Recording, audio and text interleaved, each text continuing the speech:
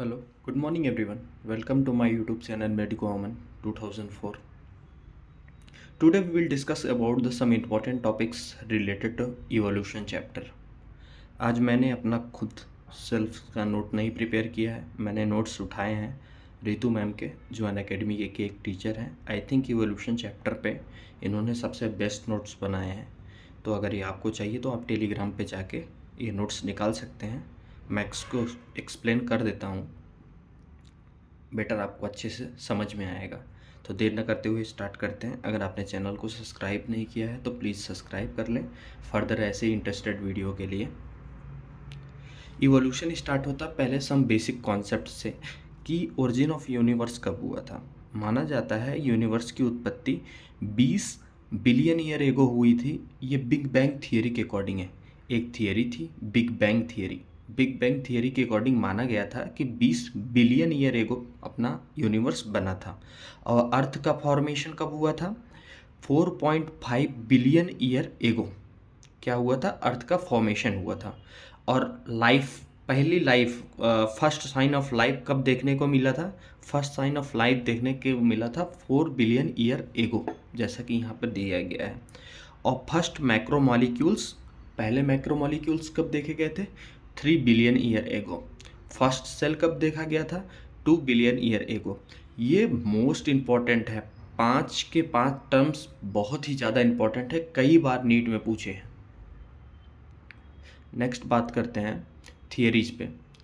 Theory है origin of life on earth, मतलब life की उत्पत्ति पृथ्वी पे।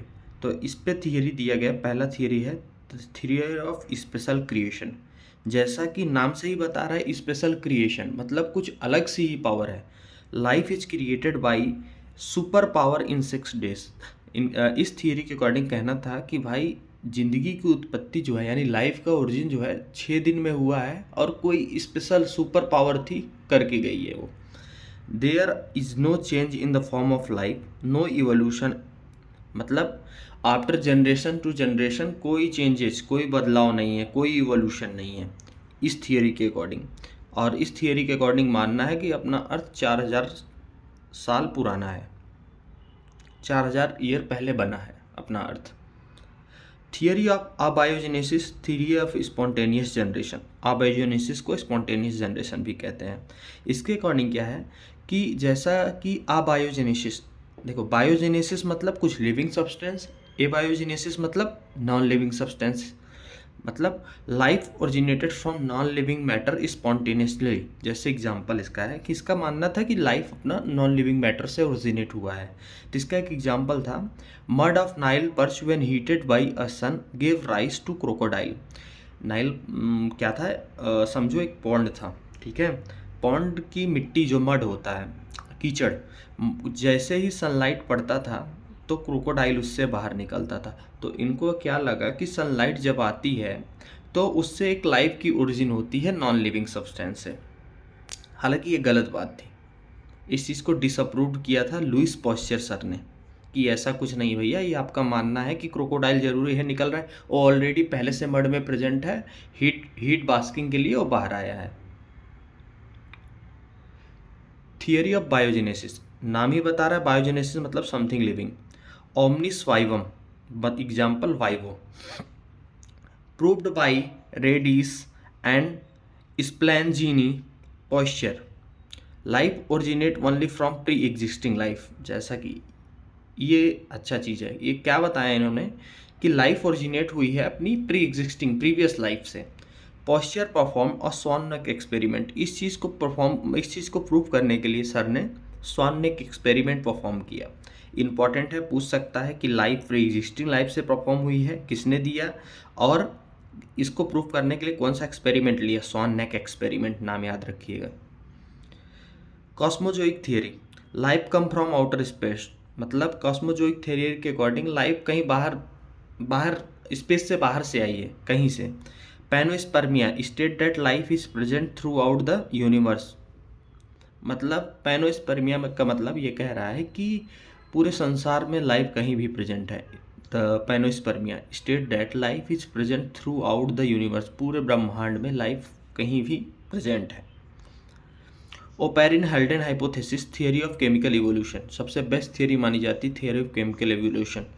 Abiogenesis, first biogenesis, thereafter life originate in hot diluted soup of ocean where chemical interact with each other and form first life। इनका ये मानना था कि भाई जो समुद्र है, समुद्र में ढेर सारे हॉट डाइल्यूटेड सूप, ढेर सारे केमिकल्स एक दूसरे से इंटरेक्ट करके लाइफ की ओरिजिन करते हैं। इस चीज़ को एक्सपेरिमेंटली प्रूव किया था यूरे मिलर एक्सपेरिमेंट से।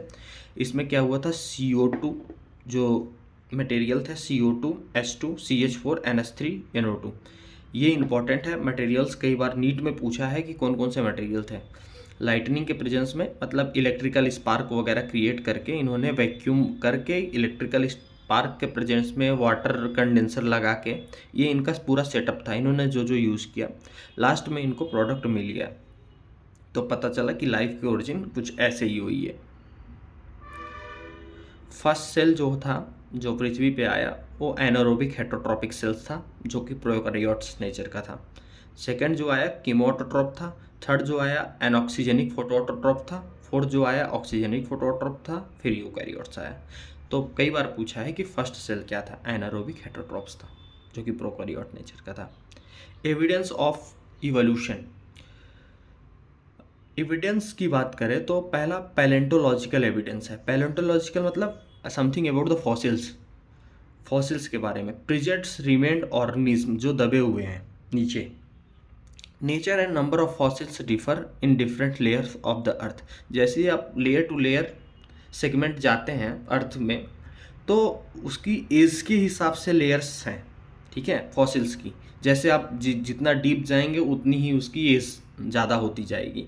तो वही बता रहा है कि जो है फॉसिल्स डिफरेंट होते हैं, वेरी करते रहते हैं, जैसे लेयर टू लेयर आप नीचे जाते हैं। आर्कियोप्टेरिक से मिसिंग लिंक है, उसका कनेक्शन रेप्टाइलियन फीचर्स है, कुछ एवियन फीचर है, कंबाइंड फीचर है इसके पास। जैसे बोन्स नॉट न्यूमेटिक, बीक है, jaw with teeth, feather, finger with claws, wings, avian feature और रेप्टाइलियन फीचर ये। होमोलॉगस एंड एनालॉगस, होमोलॉगस मतलब similar anatomy but different function. देखने में तो सही सेम लगेगा, पर फंक्शन उसका डिफरेंट रहेगा। इंडिकेट करता है कॉमन एंसेस्ट्री को। रिजल्ट करता है डाइवर्जेंट इवोल्यूशन को।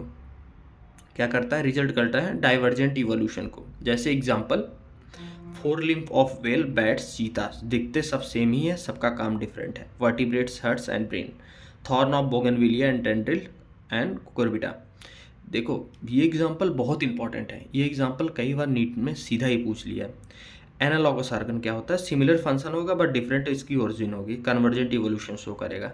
मतलब फंक्शन जो है इसका सिमिलर होगा, सबका काम सेम होगा, पर जहाँ से ओरिजिनेट होते हैं वो डिफरेंट होगा। जैसे wings of butterfly, bats and birds, eyes of octopus and mammals, flipper of penguin and dolphin, sweet potato and sorry यहाँ पे कुछ गलती है, सॉरी सही है, sweet potato and potato same, इनकी ओरिजिन डिफरेंट है। एक क्या है, स्वीट पोटैटो स्टेम का मॉडिफिकेशन है, एक रूट का मॉडिफिकेशन है, पर फंक्शन क्या है, फंक्शन इनका सिमिलर है, न्यूट्रिशन प्रोवाइड करना, खाने के लिए यूज़ करते हैं।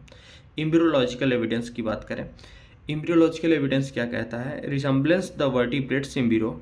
अंस्टाइकल क्या है, अंस्टाइकल का स्टेटमेंट था, ऑन्कोजेनी रिकैप्सुलेट द फैलोजेनी, टेम्पररी एम्ब्रियोनिक स्ट्रक्चर।